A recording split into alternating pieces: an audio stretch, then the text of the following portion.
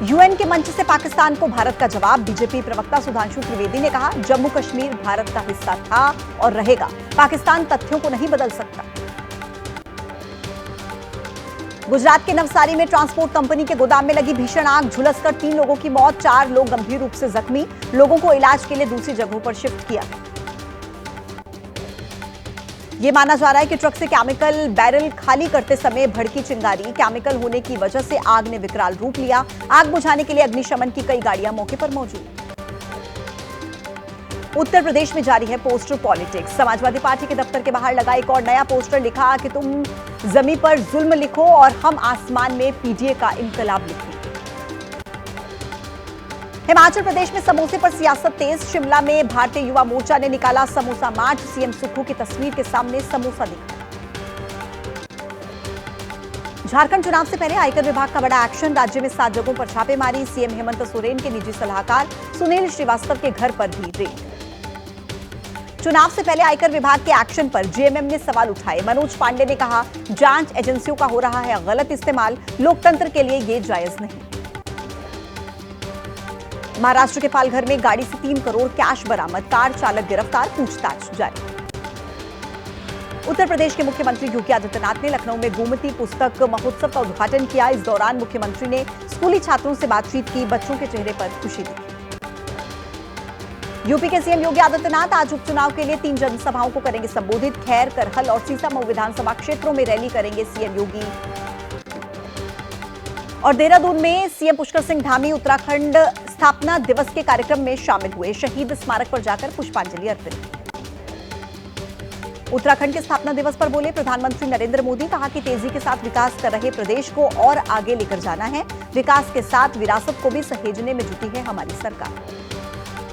बिहार के रामगढ़ सीट पर उपचुनाव के लिए प्रचार के दौरान आरजेडी के सांसद सुधाकर सिंह के बिगड़े बोल। कहा कि 2020 के चुनाव में 3 जगहों पर पिटे थे और इस बार 300 बूथों पर लाठी डंडे से होगी बीजेपी और बीएसपी के लोगों की पिटाई।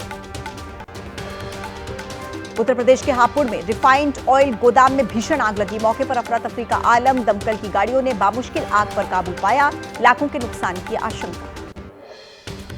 पश्चिम बंगाल के हावड़ा में शालीमार एक्सप्रेस ट्रेन के 2 डिब्बे पटरी से उतरे। हादसे में सभी यात्री सुरक्षित। नालपुर स्टेशन के पास हुआ यह हादसा। दिल्ली की हवा में घुला है जहर। कई जगहों पर बहुत खराब श्रेणी में पहुंचा एयर क्वालिटी इंडेक्स। अक्षरधाम और दिल्ली एम्स के पास स्थिति बहुत ज्यादा खराब। दिल्ली में प्रदूषण को कम करने की हर कोशिश जारी। धूल और धुंध को कम करने के लिए पानी का छिड़काव, जगह जगह पर छिड़काव करके हवा को सुधारने का प्रयास जारी। दिल्ली में हवा के साथ साथ पानी भी प्रदूषित। कालिंदी कुंज में यमुना में फैला झाग। यमुना नदी का पानी पूरी तरह से प्रदूषित।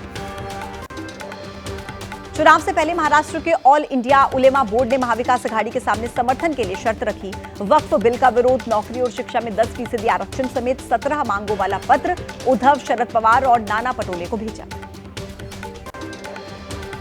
प्रधानमंत्री नरेंद्र मोदी का आज फिर से महाराष्ट्र दौरा। प्रधानमंत्री की आज अकोला और नांदेड़ में 2 जनसभाएं। पहले अकोला और फिर नांदेड़ में पीएम मोदी जनसभा को करेंगे संबोधित।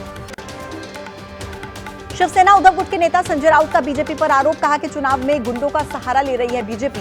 पुलिस भी बीजेपी का कर रही है समर्थन। महाराष्ट्र के विधानसभा चुनाव को लेकर मुख्य चुनाव आयुक्त का निर्देश। महिलाओं के खिलाफ आपत्तिजनक और अशोभनीय टिप्पणी करने वालों के खिलाफ होगी कड़ी कार्रवाई। झारखंड में चुनाव से पहले झारखंड मुक्ति मोर्चा को बड़ा झटका लगा। पार्टी के 2 नेता धरणीधर मंडल और शैलेंद्र मंडल बीजेपी में शामिल। रांची में दोनों को हिमंता बिस्वा शर्मा ने दिलाई पार्टी की सदस्यता। जम्मू कश्मीर विधानसभा में बोले सीएम उमर अब्दुल्ला, हमारा झंडा, संविधान, विशेष दर्जा सब कुछ छीन लिया गया। केंद्र सरकार बदलेगी और भविष्य में अपने राज्य के विशेष दर्जे को वापस पाएंगे। नेशनल कॉन्फ्रेंस अध्यक्ष फारूक अब्दुल्ला ने कहा, 5 अगस्त का केंद्र का लिया गया निर्णय हमारे साथ अन्याय था, लेकिन एक दिन जम्मू कश्मीर को दर्जा वापस मिले। अमित शाह ने राहुल गांधी पर निशाना साधा। कहा कि आपकी 4 पीढ़ियां अनुच्छेद 370 को वापस नहीं ला पाएंगी। उद्धव ठाकरे औरंगजेब की कब्र पर जाने वालों के साथ खड़े। कांग्रेस के नेता पवन खेड़ा ने निशाना साधा। एक्स पर पोस्ट करते हुए लिखा, मणिपुर में एक टीचर 3 बच्चों की मां की हत्या हुई। निश्चित तौर पर प्रधानमंत्री चुनाव प्रचार में व्यस्त रहे। लोहरदगा में राहुल गांधी ने आरोप लगाया, बीजेपी ने मणिपुर को जला दिया। हरियाणा चुनावों में जाटों को गैर जाटों के खिलाफ भड़काया। यही है बीजेपी का चरित्र।